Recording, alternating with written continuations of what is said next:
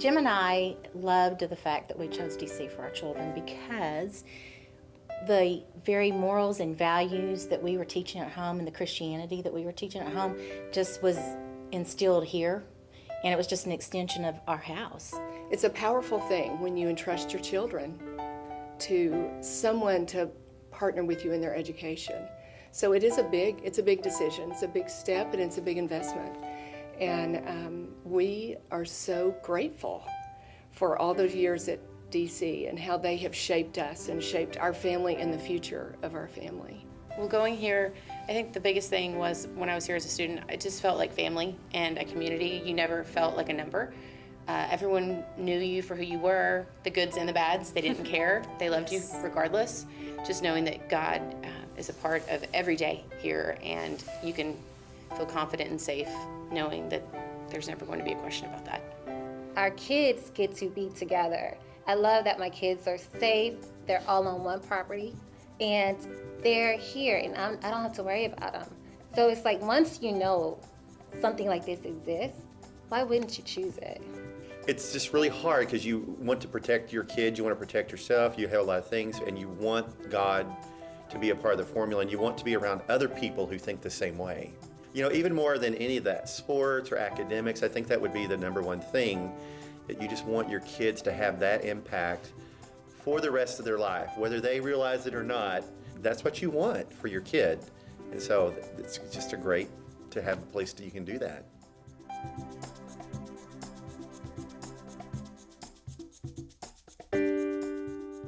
I think of TV. TV's in maintenance, but when I was working here, I saw the way that he influenced certain kids that no one else could influence. There are some kids that aren't influenced by coaches, okay? They tend to have barriers up against coaches. But a maintenance guy has an impact on them. For my 8th grader going into middle school, where middle school is already so much more challenging than, elementary school, but to be at a different standard, it was a little bit concerning. And I remember when he failed an assignment, his principal, Jody McGangus, she actually took the time, volunteered to study and tutor him after school. When he took his exam, he made a 100. It's not just his teachers that are in his corner. It is the entire faculty that are rooting for these students. That to me was just a moment that is forever sunken into my heart. There were teachers that I needed for each stage. I needed Mrs. Connor and Mrs. Travis in elementary. I needed Mrs. Morrison in high school and her just ability to just love on me. It just made such an impact on me that the teachers really, really cared.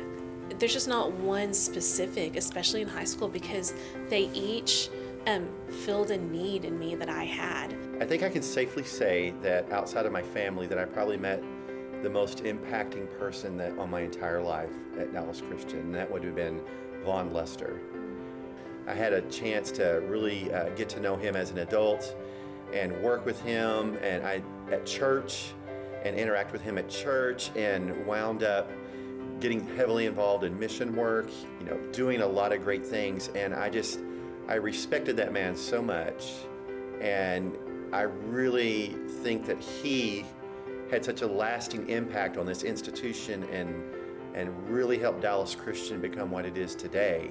Families like yourself, the Holtz taking me in, the Edmonds taking us to Colorado for our first Christmas here, the Munzes, it's just the families surround my first sushi at her place.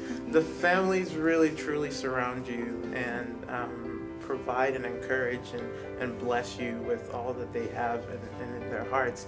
And I guess finally, as cliche as this may be, I still remember the first week of being at DC, and so as I was walking, a car pulled by, and it was you, and you rolled down your window and waved me, and I came by, and you were like, how's it going? How's school? How's the first day? How's it change? And I remember you telling me, well, the Lord brought you here for a reason, and we're gonna figure out something. And 2 days later, Fred and I were living in your house. Did not have a timeline of when it was going to be. And 6 years and about 8 months later, you're still my mom. That is just something that that the Lord orchestrates through a heart like yours that's willing to listen. And so thank you for who you are.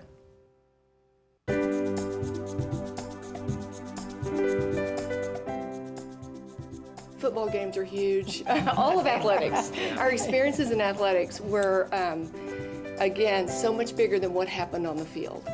And what it taught each of Greg and I, our three sons, just of how to be a man, how to be a friend, how to be a part of something bigger than yourself, the discipline and the self-discipline that was required in order to do that, the camaraderie and the fun, and just in a household of all boys at the time, that was a huge thing in our home. Man, they're sending bikes to all the kids at the school, and you're like, what? How does that even happen?